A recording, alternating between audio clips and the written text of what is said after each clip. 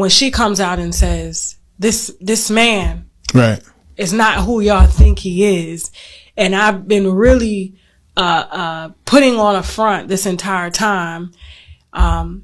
He doesn't love me. He abuses me. He hits me. And it's like, whoa. So, it was trigger points, and it was done during Domestic Violence Month. So it was kind of used to strategize to really maximize the power of the message online. And you took a lot of... Yeah, it hurts just to even hear those type of things being said. Just, knowing what type of person I am. Huge heart. Yeah. Took care of those kids like my own. And so it's a lot of things that were said that... And then you're fighting for your life at the same time. At the same time. Just went through cancer, and I am not even completely healed. So, and it says a lot about our world too, for everybody to just hear that and just believe that that's true without any type of evidence. And to watch everything that I've done all these years and to actually believe that. Right after battling cancer, like some of these people just prayed for me with cancer and then believe that. Yeah. It's crazy. So at 5, I didn't deal with my mom passing. I was too young. I dealt with my mom passing through her mom passing. Her mom was a Gemini just like me. Everything she was saying about her mom was just like me. And it's like I let my guard down, got to know her. And we got married super fast. Like, we got married within 3 months. Okay. So you think it was a trauma bond? Most definitely. And the same way her mother took care of her and her kids, I took over that same role. Like, I wanted to make sure she was good. She wanted to get a little job or whatever, but I didn't feel like that worked for the dynamics of my family. And I wanted her to be in her kids' life all the time because I seen myself in those kids. Like, I didn't have a mother. So it's like, I want them to have a relationship with their mom. So you told her she didn't have to work? Right. Okay. So, 4 years straight, you ain't got to work. I'm building the platform and giving her the tools you need to get a platform built and all that. And for the past year and a half, she's been really successful with it. Okay. Okay. So she's making some decent money. Most definitely. Okay. But the main person who has been my enemy the whole time has been my fucking husband. Has been my husband.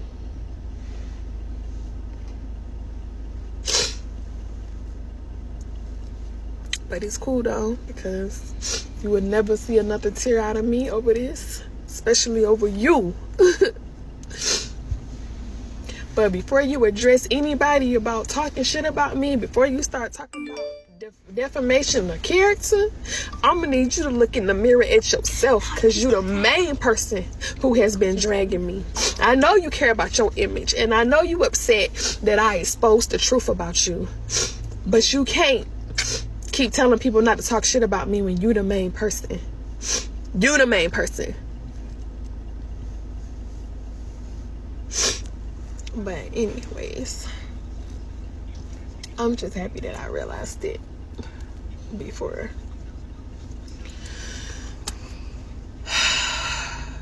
20, 15, 30 fucking years from now, and I'm still going through the same thing. I'm just a good woman, and I'm too damn good of a woman to be put through this bullshit. But it is what it is. People come in your life for temporary things, and we make it longer than what it was supposed to be. We weren't supposed to make this shit work. I wasn't supposed to be your wife for 6 years. There was stuff that was happening that I should have left, and I didn't leave. All because of the potential. But it is what it is. I just know that it takes a real strong team to be behind you to help you keep pushing. And I just want to say thanks to my friends. Thanks to the real supporters who really support me, who've been in my DMs, checking on me, who've been making sure that I was good and I was okay. I really want to say thank you to y'all, because if it wasn't for y'all, I would not be where I am now. When I tell y'all I was mentally broken, I was so broken that I did not want to live no more. That's where I was at. And I'm not there no more because of my support system and because of y'all in my DMs who have been nothing but positive to me. And I just want to say thank you to the real ones who understand, who been there, and even the people who sent me things to help me get through this situation, books to read to help me get out of abuse or narcissistic relationship. Thank y'all for sending me those things, because without y'all help and without my support system, I don't know if y'all would be seeing me on live right now. I don't know if I would have been strong enough to continue this stepping that I'm doing. So I just want to say thank y'all, and I love y'all so much, and thank you for continuing to be positive and standing through everything with me. Okay. What is sisterhood? A feeling, a sense of duty, a shared history. Sisterhood is acceptance. Sisterhood is understanding. Sisterhood is compassion. Sisterhood is I got your back. And sisterhood is also, okay, but I'm going to give it to you straight. I used to be so delusional over the sisterhood. Like, you couldn't tell me that the sisterhood in the Black community wasn't real, right? So from 2017 to about 2020, I was all for the sisterhood, right? I believed in it. Felt like I was creating a good sisterhood, which I believe with the Just Real brand. But 2020, I started to wake up and say, like, Janine, everybody's not you. Everybody's not in it for the right reason. Everybody's not supporting you the way that you support them. I'm like, okay. Kept going, 2 more years, 2022, it was like, yeah, this ain't gonna work. This is not, we got problems. We got real big problems. And I think everyone is talking about how fake or how messed up the sisterhood is, because it is full of fakeness, lies, coddling, and poor behaviors, that we're supporting things that we shouldn't, and we know right from wrong. We know better. So I'm glad that I woke up to be able to recognize that this is not what sisterhood is. Sitting around just talking about a bunch of nothing, we're pouring into each other, we're not holding each other accountable, is not a sisterhood. I can't say, girl, yes, you're doing great, you're doing amazing, you're the best, but I'm also watching you make poor choices. I'm not calling that out. That's what a sisterhood is. That's what love is. That's what true friendship is.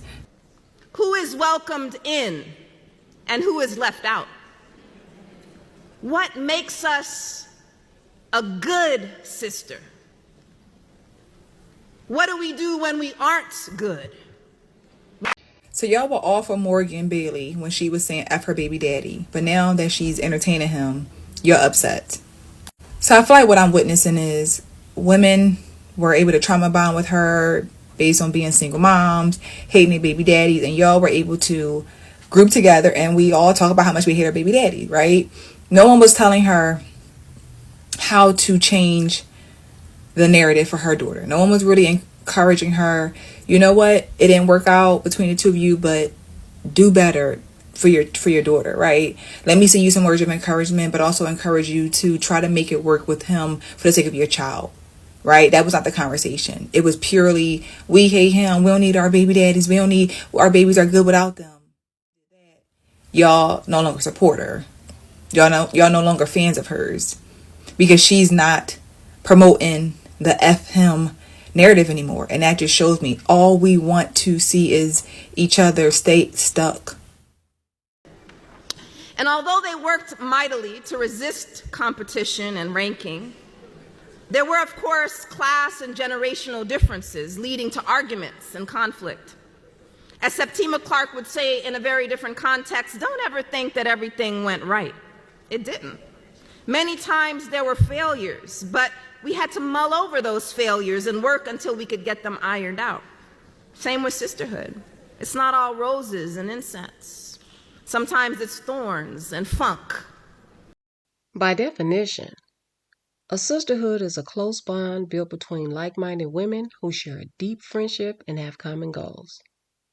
The formation of the sisterhood can be personal or professional, but the shared goal is generally something that's established up front. Although the term sisterhood, it has a positive connotation, but it can sometimes appear to be cliquish or cult-like. What started out as genuine support within a LaTruth saga catapulted into a movement and then blossomed into a sisterhood.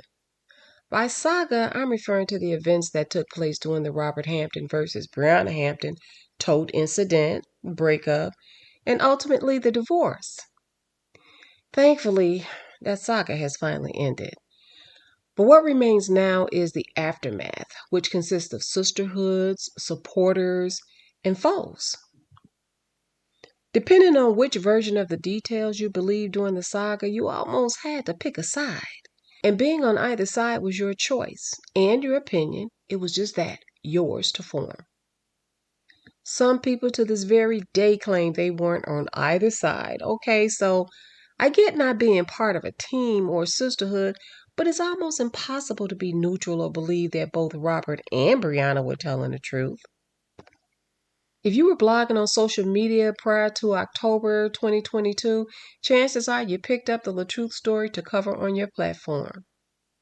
If you believed Brianna Hampton was telling the truth, then you were viewed by people as Team Bree.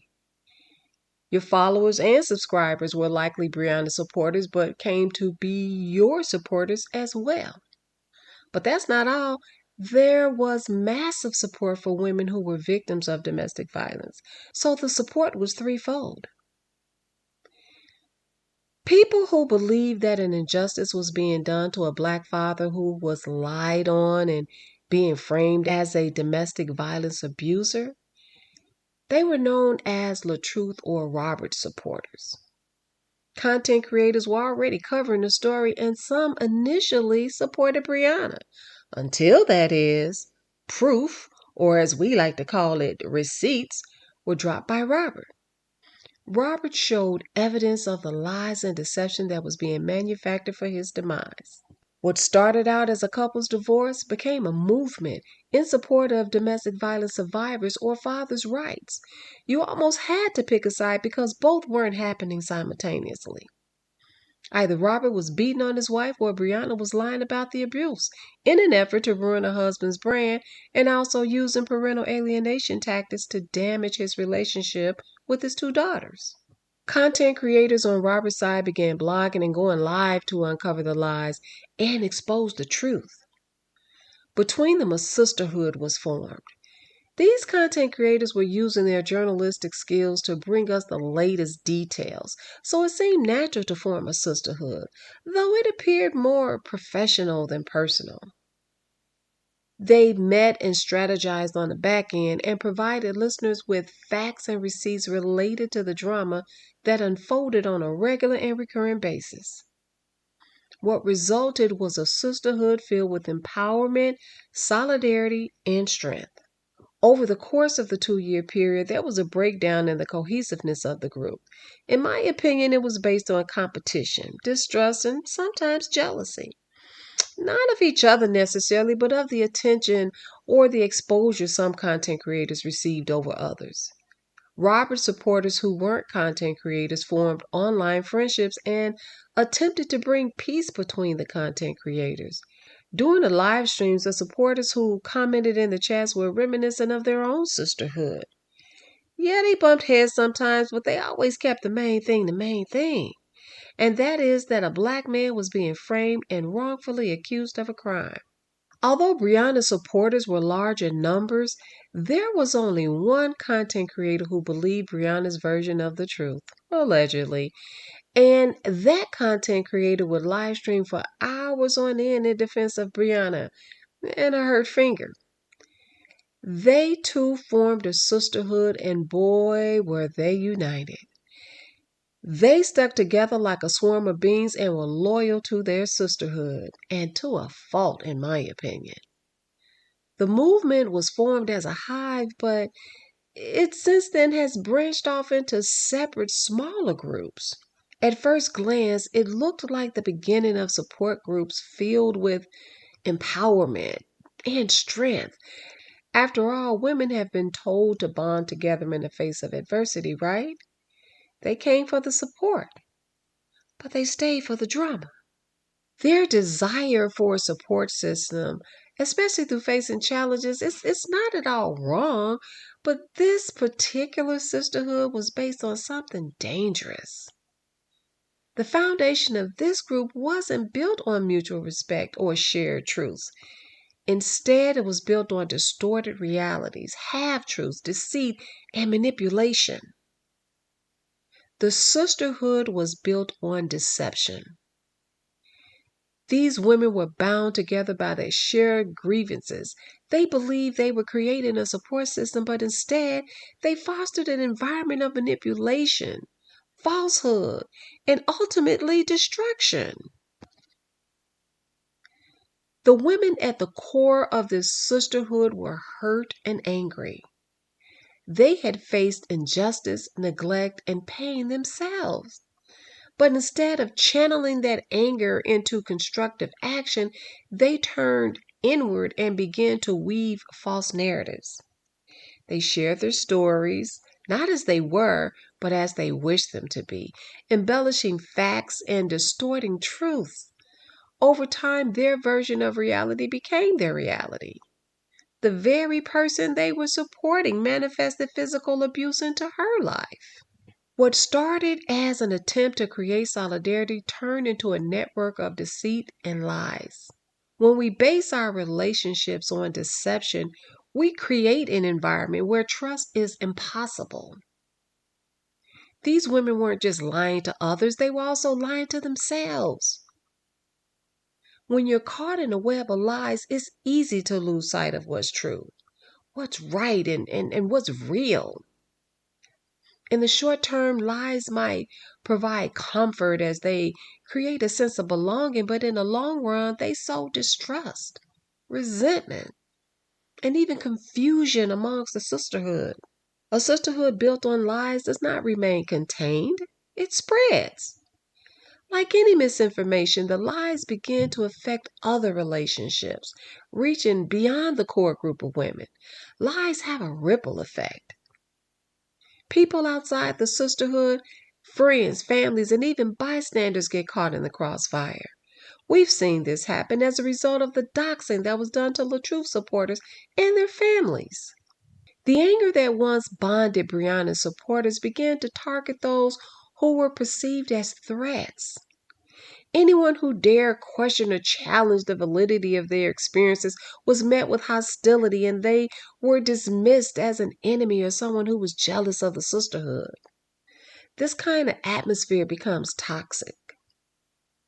When lies are at the center of any group, especially a sisterhood, you begin to lose sight of the original purpose. Instead of supporting each other in honest and constructive ways, these women turned their collective anger into something far more dangerous, an echo chamber of manipulation and exclusion. What's even more alarming is that this kind of false sisterhood doesn't just hurt those outside the group, it hurts the women inside it as well. Relationships collapse under the weight of deceit, and what was once a sanctuary turns into a battleground. It's irresponsible, not just for the women in the group, but for society as a whole, to allow any community, be it a sisterhood, a movement, or a friendship, to thrive on falsehoods. While anger is a powerful emotion, when it's used as a basis for unity, it clouds judgment. Anger is sometimes valid, especially when we face mistreatment, but it shouldn't be used as a foundation for our relationships, especially not a sisterhood. Why? Because lies are corrosive. It may appear to offer a temporary sense of control or validation, but in the end, it destroys the very sense of connection. Building a sisterhood based on deception can never lead to true empowerment or healing. Instead, it leads to division, bitterness, and even self-doubt. In the long run, nobody wins. So what's the solution? How do we avoid creating sisterhoods that are built on shaky, deceitful foundations? Well, the simple answer is through accountability and transparency. If we come together, whether we're friends, colleagues, or sisterhoods, it must be with honesty as our core value. We can't afford to let anger fester into resentment or to create false narratives to validate our feelings. As I stated before, anger can be valid, but it shouldn't cloud our sense of right and wrong. It's our responsibility to make sure that the anger we feel is channeled into positive change and healing, not into destruction of trust and relationships. We must also hold ourselves accountable. If we want true progress, we have to learn to deal with the truth, however difficult it might be. We got to ask ourselves, are we being honest with each other? Are we building something real, or are we just creating an illusion of sisterhood? I want to close with this. While the idea of a sisterhood, a group of women coming together in solidarity, is a powerful one, we gotta understand the dangers of building such a group on lies and deception. Yeah, it might provide them with temporary comfort, but it will always lead to long-term pain.